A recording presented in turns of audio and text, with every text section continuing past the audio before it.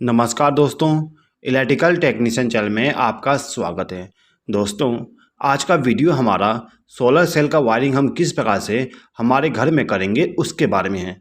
दोस्तों, यहाँ पे आप एक सोलर सेल देख रहे हैं। यहाँ पे जो हमने सोलर सेल का इस्तेमाल किए थे, यदि ये 12 वोल्ट का है तो यहाँ पे जो हम बैटरी का इस्तेमाल करेंगे वो भी हमारा 12 वोल्ट का बैटरी होगा। ठीक है दोस्तों, यहाँ पे जो हमारा बैटरी होगा उसका रेटिंग यानी कि वोल्टेज हमारा सोलर सेल के बराबर होना चाहिए। दोस्तों, ये जो हमारा सोलर सेल है, इसको यदि हमें इस बैटरी को चार्ज करने के लिए इस्तेमाल करना है तो यहाँ पे हम डायरेक्ट कनेक्शन नहीं करते हैं।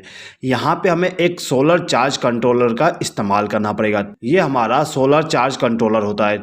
अब ये जो हमारा सोलर चार्ज कंट्रोलर है, इसके द्वारा हम बैटरी को चार्ज करेंगे। ठीक है, अब ये जो हमारा सोलर चार्ज कंट्रोलर है, इसको इनपुट पावर सप्लाई देने के लिए हम इस सोलर सेल का इस्तेमाल करेंगे।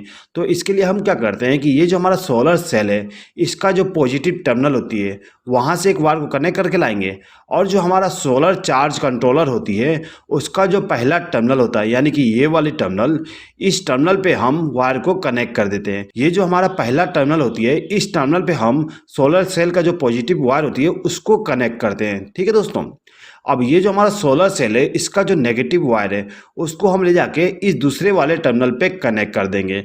ये हमारा नेगेटिव टर्मिनल हो जाएगा। अब यहाँ पर हमने इसका कनेक्शन कर दिया तो यहाँ पे जो हमारा सोलर चार्ज कंट्रोलर था, इसको इनपुट पावर सप्लाई मिल गया सोलर सेल के द्वारा। ठीक है दोस्तों, अब यदि मुझे यहाँ पे बैटरी का इस्तेमाल नहीं करना है, यानी कि मुझे यदि इस सोलर सेल के द्वारा डायरेक्टली किसी बल्ब को या भी कोई इलेक्ट्रिकल इक्विपमेंट है जो डीसी से चलती है, यदि मुझे उसको कनेक्ट करना है तो मैं डायरेक्ट कनेक्ट कर सकता हूँ। यहाँ पे एग्जांपल के लिए मैंने आपको एक डीसी बल्ब दिखाया हूँ। ठीक है, अब यदि मुझे इस डीसी बल्ब को डायरेक्ट कनेक्ट करना है इसके द्वारा, यहाँ पे बैटरी का इस्तेमाल बैकअप के लिए किया जा रहा है, तो यहाँ पे मैं बैकअप का इस्तेमाल नहीं करना चाह रहा हूँ, तो मैं क्या करूँगा, यहाँ पे जो हमारा सोलर चार्ज कंट्रोलर था, इसका जो दो लास्ट टर्मिनल है यानी कि ये वाली टर्मिनल, ये वाली पॉजिटिव टर्मिनल होती है और ये नेगेटिव टर्मिनल होती है, ये आउटपुट पावर सप्लाई होती है डीसी के लिए। ठीक है दोस्तों, तो मैं क्या करूँगा, यहाँ से एक वायर को कनेक्ट करूँगा और इसको ले जाके हमारा जो बल्ब है उसको पॉजिटिव सप्लाई दे दूंगा।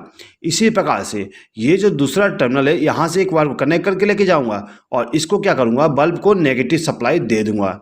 ठीक है दोस्तों, अब यदि मैं इस प्रकार से कनेक्शन करता हूं तो यहाँ पे जो हमारा सोलर सेल का आउटपुट वोल्टेज मिलता है वो सीधे ही इस बल्ब को मिल जाएगा, जिससे जितने टाइम ये हमारा सोलर सेल वोल्टेज को प्रोड्यूस करेगा उतने टाइम हमारा बल्ब ग्लो करेगा। लेकिन यदि रात होती है तो ये रात में हमारा जो बल्ब है वो ऑफ हो जाएगी, क्योंकि रात में हमारा जो सोलर सेल होती है वो काम नहीं करता। दोस्तों, आपके मन में एक सवाल आ रहा होगा कि यहाँ पे हम सोलर चार्ज कंट्रोलर का इस्तेमाल क्यों कर रहे हैं।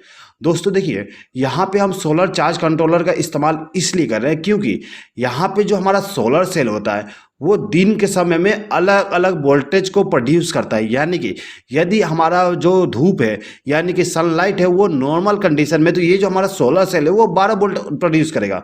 लेकिन यदि हमारा जो धूप है वो कड़कती धूप है तो उस कंडीशन में ये जो सोलर सेल है वो ज़्यादा वोल्टेज प्रोड्यूस करेगा।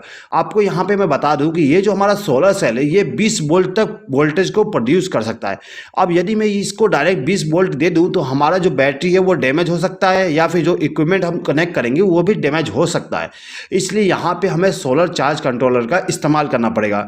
ये जो सोलर चार्ज कंट्रोलर है वो वोल्टेज को नियंत्रित करेगा, यानी कि आउटपुट वोल्टेज जो देगा वो कांस्टेंट वोल्टेज देगा। ठीक है दोस्तों, अब देखिए, अब यहाँ पे मैंने आपको बता दिया कि किस प्रकार से यदि हमें बिना बैटरी का इस्तेमाल किए डीसी अप्लायंस को कनेक्ट करना है तो कैसे करेंगे। ठीक है, अब यदि मुझे यहाँ पे बैटरी को भी कनेक्ट करना है तो देखिए कैसे करेंगे।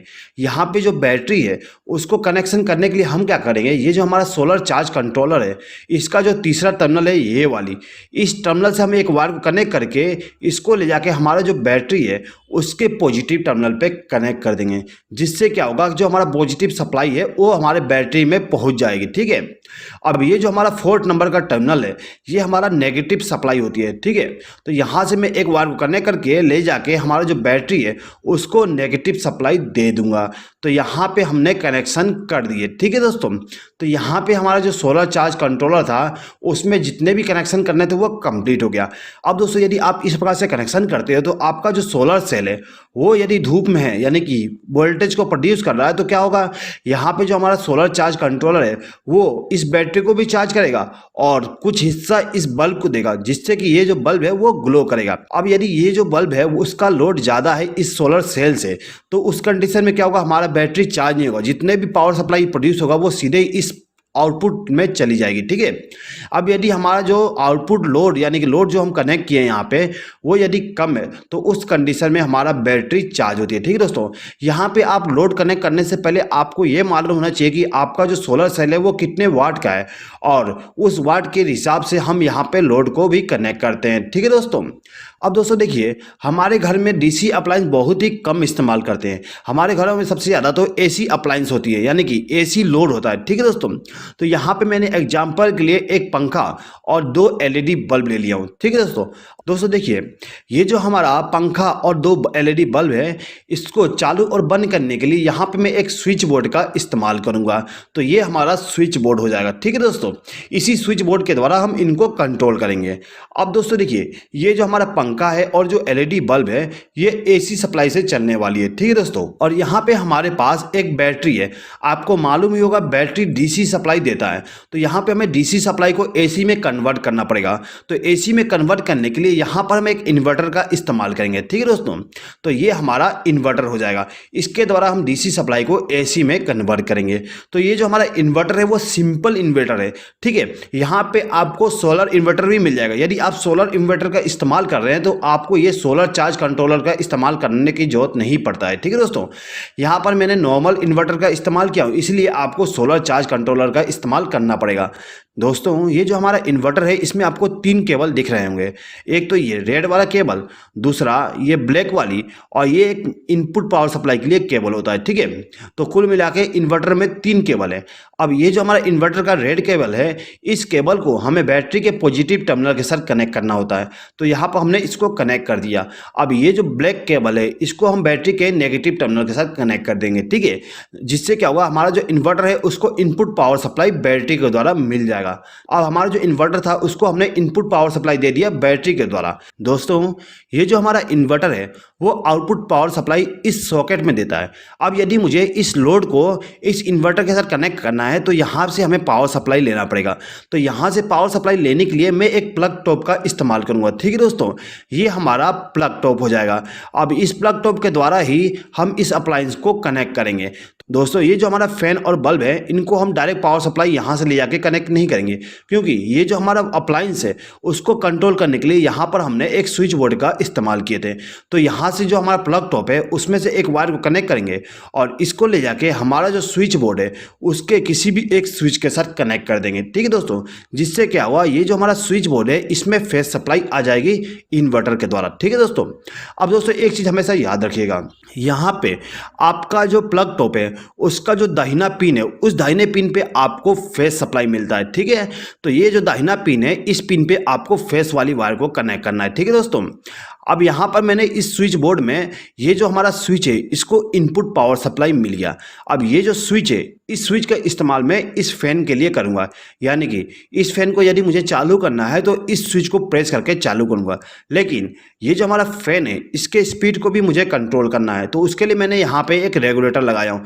तो इस फैन को कंट्रोल करने के लिए रेगुलेटर का भी इस्तेमाल करूँगा। ठीक है दोस्तों। तो दोस्तों इसके लिए मैं क्या करूँगा, ये जो हमारा स्विच है इसके आउटपुट टर्मिनल से एक वायर को कनेक्ट करूँगा और इसको ले जाके हमारा जो रेगुलेटर है उसको इनपुट पावर सप्लाई दे दूंगा। दोस्तों ये जो हमारा रेगुलेटर है इसके आउटपुट टर्मिनल से एक वायर को कनेक्ट करूंगा और इसको ले जाके हमारा जो फैन है उसको इनपुट पावर सप्लाई दे दूंगा, यानी कि फेस सप्लाई दे दूंगा। दोस्तों ये जो हमारा फैन होता है उसके बीच में एक कैपेसिटर को भी कनेक्ट करते हैं। दोस्तों यदि आप जानना चाहते हैं कि किस प्रकार से हम फैन का वायरिंग करते हैं तो उसके लिए मैंने एक वीडियो बनाया था। उस वीडियो में बहुत ही अच्छे तरीके से एक्सप्लेन किया था कि किस प्रकार से हम फैन का वायरिंग करते हैं। दोस्तों यदि आप उस वीडियो को देखना चाहते हैं तो उसका लिंक मैंने डिस्क्रिप्शन में दे दिया हूं, आप वहां पे क्लिक करके उसको देख सकते हैं। ठीक है दोस्तों, चलिए आगे बढ़ते हैं। अब दोस्तों देखिए, ये जो मेरा सॉकेट है इसको कंट्रोल करने के लिए मैं इस स्विच का इस्तेमाल करूंगा। ठीक है, तो इस स्विच को इनपुट पावर सप्लाई देने के लिए मैं क्या करूंगा, यहां से एक वायर को लूप करके इस स्विच को इनपुट पावर सप्लाई दे दूंगा। अब ये जो हमारा स्विच है इसके आउटपुट टर्मिनल से एक वायर को कनेक्ट करूंगा और इसको लेके हमारा जो सॉकेट है उसके दाहिने वाले पिन के साथ कनेक्ट कर दूंगा। ठीक है दोस्तों, तो यहाँ पे हमारा जो सॉकेट था उसको फेज सप्लाई मिल गया। अब दोस्तों देखिए, ये जो हमारा बल्ब है ये वाली, इस बल्ब को कंट्रोल करने के लिए मैं इस स्विच का इस्तेमाल करूंगा। तो इस स्विच की तरह हम कैसे इस बल्ब को कंट्रोल करेंगे देख लीजिए। ये जो स्विच है इसको इनपुट पावर सप्लाई देने के लिए यहाँ से एक वायर को कनेक्ट करूंगा और ये जो स्विच है इसके इनकमिंग टर्मिनल पे कनेक्ट कर दूंगा। अब ये जो हमारा स्विच है इसके आउटगोइंग टर्मिनल से एक वायर को कनेक्ट करूंगा और इसको ले आके हमारा जो बल्ब है उसको फेज सप्लाई दे दूंगा। ठीक है दोस्तों, अब दोस्तों देखिए, ये जो हमारा दूसरा बल्ब है इसको कंट्रोल करने के लिए इस स्विच का इस्तेमाल करूंगा। तो इसको भी सेम कनेक्शन करूंगा, यहाँ से एक वायर को कनेक्ट करके इस स्विच को इनपुट पावर सप्लाई दे दूंगा और इसके आउटगोइंग टर्मिनल से एक वायर को कनेक्ट करके इस बल्ब को हम फेज सप्लाई दे देंगे। तो यहाँ पे हमारा जो फेज सप्लाई का कनेक्शन था वो कंप्लीट हो गया। ठीक है दोस्तों, यदि आपको ये वीडियो पसंद आता है तो प्लीज़ इस वीडियो पे आपका प्यार और सपोर्ट दिखा दीजिएगा। दोस्तों, प्यार के लिए इस वीडियो पे लाइक कर दीजिएगा और सपोर्ट के लिए एक प्यारा सा कमेंट कर दीजिएगा। दोस्तों, आपके लाइक और कमेंट ही मुझे इंस्पायर करते हैं कि आपके लिए और भी अच्छे अच्छे वीडियो बनाऊं। तो प्लीज़ लव और सपोर्ट दिखाने के लिए ना भूलिएगा। ठीक है दोस्तों, चलिए आगे बढ़ते हैं। अब हमें क्या करना है, न्यूट्रल सप्लाई का कनेक्शन करना है।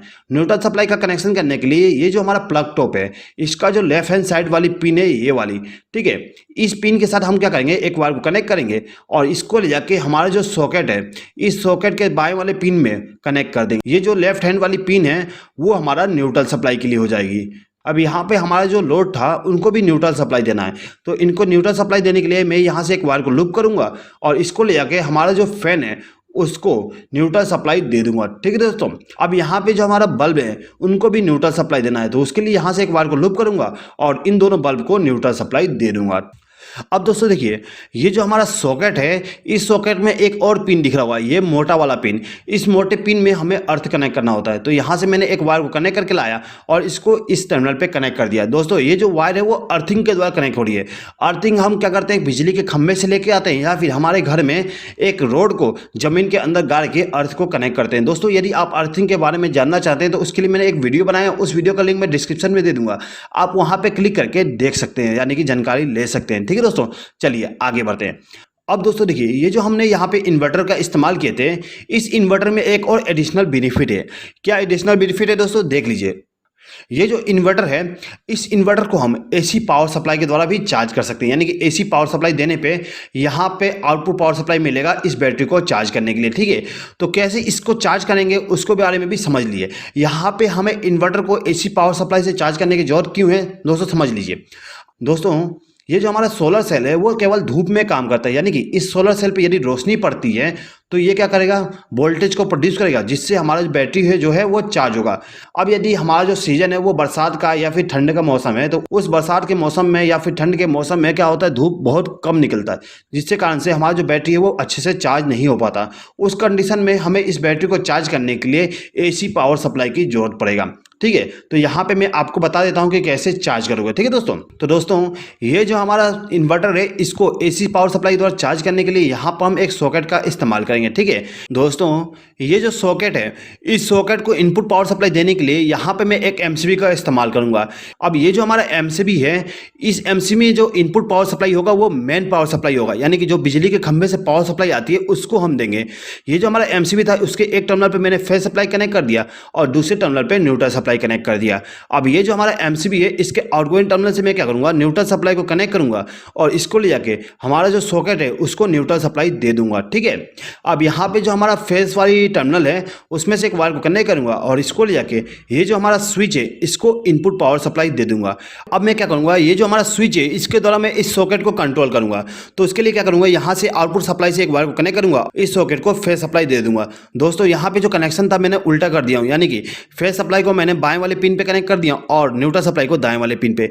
यहाँ पे मैंने कनेक्शन इसलिए उल्टा किया हूँ क्योंकि यहाँ पे मुझे प्लग टॉप का भी कनेक्शन दिखाना है। अब यहाँ पे मैं प्लग टॉप को लेके आऊँगा तो यहाँ पे वायरिंग जो जो है वो उसको अच्छे तरीके से शो नहीं कर पाऊंगा, इसलिए मैंने यहाँ पे कनेक्शन को थोड़ा उल्टा दिखा दिया। ठीक है, इससे कोई प्रॉब्लम नहीं होता, लेकिन कनेक्शन आप सही करिएगा। ठीक है दोस्तों, अब दोस्तों देखिए, ये जो हमारा सॉकेट है, इस सॉकेट का जो मोटा वाला पिन होता है, मोटे वाले पिन पे हमें अर्थ को कनेक्ट करना होता है। तो उसके लिए मैं क्या करूंगा, यहाँ से एक वायर को कनेक्ट करूंगा और इसको ले आके इस मोटे वाले पिन के साथ कनेक्ट कर दूंगा, जिससे क्या होगा, इस मोटे वाले पिन को अर्थ मिल जाएगा। ठीक है दोस्तों, तो यहाँ पे हमारा जो पावर सॉकेट था उसका कनेक्शन कंप्लीट हो गया है।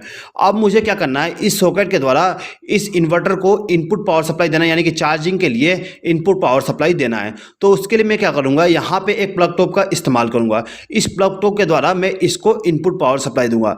अब दोस्तों देखिए, ये जो केबल है, यानी कि चार्जिंग वाली जो केबल है, उस केबल को मैं क्या करता हूँ, एक वायर को कनेक्ट करके लाऊंगा और इस प्लग टॉप के साथ कनेक्शन कर दूंगा। दोस्तों यहाँ पे मैं प्लग टॉप का कनेक्शन आपको एक्सप्लेन नहीं करूंगा, क्योंकि आपको प्लग टॉप का कनेक्शन आता ही होगा। दोस्तों यहाँ पे जो हमारा वायरिंग था वो कंप्लीट हो गया। दोस्तों यहाँ पे एक चीज समझ लीजिए, दोस्तों ये जो हमारा सॉकेट है उसको हमेशा चालू करके ना रखिएगा।